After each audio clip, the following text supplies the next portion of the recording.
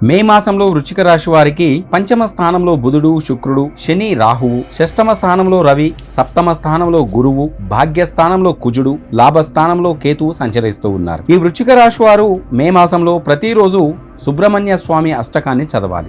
సర్పదోష నివారణ కంకణాన్ని చేతికి ధరించడం కూడా అత్యంత శుభప్రదం. సర్వరక్ష చూర్ణము, సర్పదోష నివారణ చూర్ణాన్ని కలిపి ప్రతిరోజు కూడా స్నానాన్ని ఆచరించాలి. ఈ వృశ్చిక రాశి వారికి మొదటి వారం. ఈ వారం తండ్రి నుండి మీకు ఆశిస్తున్న ఆస్తి సంబంధిత విలువైన పత్రాలు చేతిదాకా వచ్చి చేజారిపోతాయి.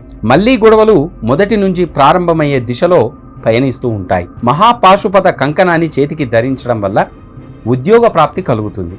ఆహార పానీయాల పట్ల ఖచ్చితమైన శ్రద్ధ వహించాలి. వాతావరణంలో వస్తున్న మార్పుల కారణంగా అనారోగ్య బారిన పడే అవకాశాలు ఎక్కువగా ఉన్నాయి. ఈ వృశ్చిక రాశి వారు దీర్ఘకాలికమైనటువంటి వ్యాధులు సోకే ప్రమాదం కూడా కనిపిస్తోంది. అందుకే జాగ్రత్త చాలా అవసరం. ఇక రెండవ వారం.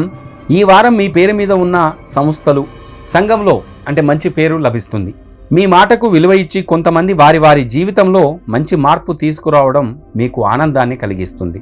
మీరు ప్రతిరోజు కూడా జిల్లేడు వత్తులతో అష్టమూలికా తైలంతో దీపారాధన చేయాలి. ఇలా చేయడం వల్ల ఆటంకాలన్నీ తొలగిపోతాయి. సమాజంలో జరుగుతున్న అంశాల పట్ల తీవ్రంగా ప్రతిస్పందిస్తారు. మీ గళాన్ని విప్పే పనులు కూడా 100 మందిలో 1000 మందిలో మాట్లాడే విధంగా కూడా మీరు ప్రయత్నాలు చేస్తారు. ఇక మూడవ వారం. ఈ వారం కొంతమంది వ్యక్తుల పట్ల మీకు ప్రేమ, మమకారం ఉన్నప్పటికీ వాళ్ళ ప్రవర్తన వల్ల వారు ఏ రకంగా కూడా మీకు నచ్చరు.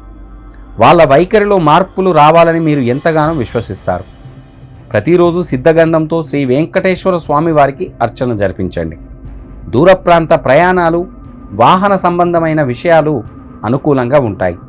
ప్రజా సంబంధ బాంధవ్యాలు కూడుకున్నటువంటి వ్యాపారాలు, ట్రావెలింగ్, వివిధ వ్యాపారాలు చేసేవారికి ఈ కాలం ఎంతో అనుకూలంగా ఉంటుంది. మంచి ఆదాయాన్ని కూడా అందుకోగలుగుతారు మే మాసంలో. ఇక నాలుగవ వారం. ఈ వారం అధునాతన సాంకేతిక పరికరాల పట్ల ఆకర్షితులవుతారు. ఎంతో ఇష్టం లేనప్పటికీ కొన్ని బాధ్యతలు మాత్రం సక్రమంగా నిర్వహిస్తారు. ప్రతిరోజు పక్షులకి దాన వేయండి. మానసిక ప్రశాంతత కలిగి ఉంటారు. కళారంగంలో ఉన్నవారు, సినీ రంగాల్లో ఉన్నవారు మంచి మంచి అవకాశాల కోసం ఎన్నో ప్రయత్నాలను కొనసాగిస్తారు. వచ్చే అవకాశాలను మీరు సరిగ్గా అంచనా వేయలేరు కూడా.